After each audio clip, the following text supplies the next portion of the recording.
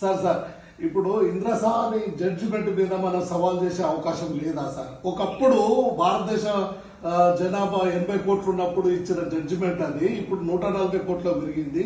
మనము దాని మీద సవాల్ చేసి ఆ ఏదైతే అడ్డుకట్ట ఉందో ఆ ఇంద్రసాని కేసును మనము మీద సవాల్ చేసే అవకాశం లేదా సార్? ఎందుకంటే ఆల్రెడీ ఆ జడ్జిమెంట్ కూడా రివ్యూ పిటిషన్లు కూడా పడ్డాయి. రివ్యూ పిటిషన్లలో కూడా అన్ని గుర్తించాను. యాక్చువల్గా ఈ 50% సీలింగ్ అనేది 61 ఉంటుంది. నేను చెప్పాను Balaji versus state of Mysore case నుంచి అమలు అవుతున్నాయి. సో ఈ దింద్రా సహానిలో దాన్ని తిరిగి రీఇటరేట్ చేసింది. ఇప్పుడు సుప్రీంకోర్టులో ఎట్లుంటది అంటే ఇప్పుడు రాజ్యాంగంలో ఆర్టికల్ 243(d)(6) లో ఇంత శాతం రిజర్వేషన్ అనేది బీసీలకు మెన్షన్ చేయలేదు కాబట్టి తీసుకొచ్చి దీనికి అమలు చేసిండు ఆయన బాలకృష్ణ గారు. ఎవరు పెట్టమన్నాడు? దేని దానికి సెపరేట్ కదా. నీకు ఇక్కడ ఏమన్నా అన్నాడు వాడు 50% మించకుండా చేయాలనేది? నువ్వెందుకు దాన్ని ఇంటర్ప్రిట్ చేస్తావు? అయినా కానీ మళ్ళా మొన్న సేమ్ థింగ్ 2021లో వికాస్ కిషన్ రావు కావాలి కేసులో మళ్ళా దాన్ని రీఇటరేట్ చేసి లోకల్ బాడీస్ 50% దాటద్దు అని ట్రిపుల్ టెస్ట్ లో పోవాలి. ఏంటంటే జ్యుడిషియరీ మన చేతిలో లేదు ఫస్ట్ ఆఫ్ ఆల్. అది కదా సార్. ఈడబ్ల్యూఎస్ మీద మళ్ళీ సెంట్రల్ గవర్నమెంట్ కూడా ఈడబ్ల్యూఎస్ 10% కంపల్సరీ ఇంప్లిమెంట్ చేయాలని రాష్ట్రాలకు ఆదేశాలు ఇచ్చినట్టుగా లేదు. కానీ అప్ టు 10% అన్నారు. మన దగ్గర 10% మాక్సిమం ఇస్తున్నారు. దాని మీద మనం ఏమైనా ఫైట్ చేసేటట్టుందా సార్? అప్ టు 10% అన్నప్పుడు సార్ సార్ పోరాటాలు చేసే మాకు ఎంతమంది మేము మా ఊరు సొంత ఫైనాన్స్ పెట్టుకుని ఖర్చు పెట్టుకుని తిరుగుతున్నాం. ఎంతమంది తిరుగుతారు చెప్పండి సార్. మీలాంటి వాళ్ళు ఫైట్ చేస్తుంటే మా అందరి రక్తం ఉడుకుతాంది. కానీ ఇప్పుడు ఈడబ్ల్యూఎస్ మీద కూడా వాళ్ళ జనాభా కంటే ఎక్కువ ఈడబ్ల్యూఎస్ ఇంప్లిమెంట్ చేస్తున్నారు ఈ రాష్ట్రంలో అని దాని మీద మనం ఏమైనా ఫైట్ చేసే అవకాశాలు ఉన్నాయా సార్? అంటే 100%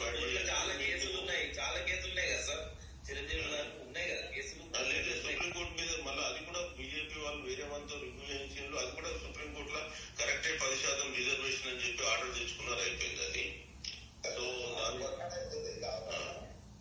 ఇప్పుడు లేదు ఇక రివ్యూ పిటిషన్ అవకాశం లేదు. మన రాష్ట్ర ప్రభుత్వం మీద ప్రెషర్ పెట్టి మనం 4% తగ్గించుకోవచ్చు లేదా ఇంప్లిమెంట్ చేయకపోవచ్చు. ఇప్పుడు తమిళనాడు రాష్ట్రం ఉంది. తమిళనాడు రాష్ట్రంలో ఈడబ్ల్యూఎస్ లేదు, వాళ్ళు చేయమని చెప్పింది సుప్రీంకోర్టు.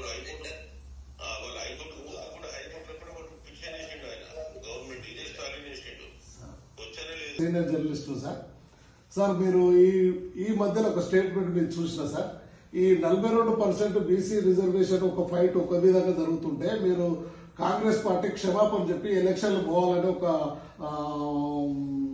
స్టేట్మెంట్ ఇచ్చారు సార్. అంటే మీరు కాంగ్రెస్ పార్టీకి కొద్దిగా ఇంటూ ఇచ్చినట్టుగా మేము భావించవచ్చా సార్?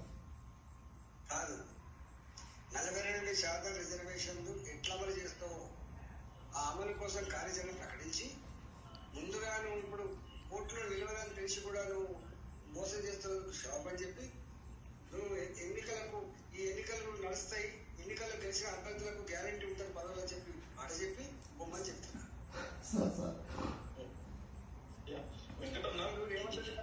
రేవంత్ రెడ్డి గారి స్టేట్మెంట్ పంపిస్తాను. రేవంత్ రెడ్డి గారు స్వయంగా మాట్లాడారు. చూసినాం సార్. రిజర్వేషన్ లాంటి జైల్లో పెట్టాలని అన్నారు, మేము చూసినాం సార్. అలాగే సార్ మీ నియోజకవర్గంలో మీరే టికెట్లు ఇస్తామని గంటపదంగా చెప్పినందుకు మిమ్మల్ని అభినందిస్తున్నాం సార్. మీరు ఆ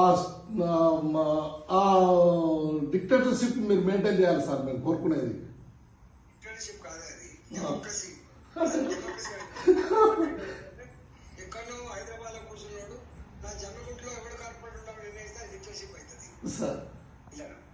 నేను అంటున్నది ఏంటంటే ఇప్పుడు కమలాపూర్ గ్రామం నాది. సపోజ్ నా గ్రామంలో వార్డు మెంబర్ నేను నిర్ణయిస్తాను, ఎందుకంటే నాకు తెలుస్తుంది కాబట్టి. నా గ్రామంలో ఉన్న వార్డు మెంబర్ హైదరాబాద్ ఉన్నోడు డిసైడ్ చేస్తా అంటే ఇది డిక్టేటర్షిప్. నేను డెమోక్రసీ కావాలని కోరుతున్నా. ప్రజాస్వామ్య వ్యవస్థల్లో ప్రజాస్వామ్య పద్ధతి బిడ్డ ప్రజల ఆలోచనకి అనుగుణంగా నిర్ణయాలు తీసుకో, కార్యకర్తల వాళ్ళ భావనకు అనుగుణంగా నిర్ణయాలు తీసుకో, కానీ తాత జాగిర్ లెక్క నడవాలని చెప్తున్నాను. సార్ మీరు మన తెలంగాణలో 8 పార్లమెంటు సీట్లు గెలుచుకున్నారు, 53 అసెంబ్లీ స్థానాల్లో మీరు మెజార్టీ ఉన్నారు, మీరు సగం రాష్ట్రంలో అధికారంలో ఉన్నట్టు కింద లెక్క. ఈ 42% గురించి మీ ఎంపీలు ఎందుకు ఫైట్ చేస్తలేరు అనేది మా బీసీల సందేహం సార్. మేము ఆ కౌన్సిల్లో అసెంబ్లీలో బ్రహ్మాండంగా మద్దతు ఇచ్చినాం కదా sir. Bharatiya Janata party Congress party పెట్టినప్పటికీ కూడా సంకుచితమైనటువంటి ఆలోచన చేయకుండా రావాల్సిందని చెప్పి పంపినాం కదా సార్. మేము తీర్మానం ఉన్నాం సార్.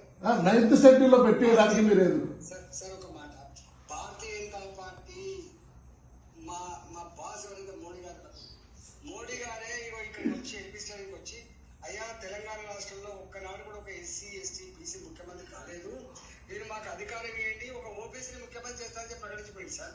అవునవును, ఒక జాతీయ పార్టీ బీసీని ముఖ్యమంత్రి చేస్తున్న ప్రకటించడం అది శుభ పరిణామమే సార్. తర్వాత జరుగుతున్న పరిణామాలు దానికి విరుద్ధంగా ఉన్నాయి సార్. సార్ ఇప్పుడు నేను కామెంట్ చేస్తాను సార్. ఇప్పుడు మా మిత్రులు కదా, మా దళిత బిడ్డ ఎవరు ఆయన పేరేంది,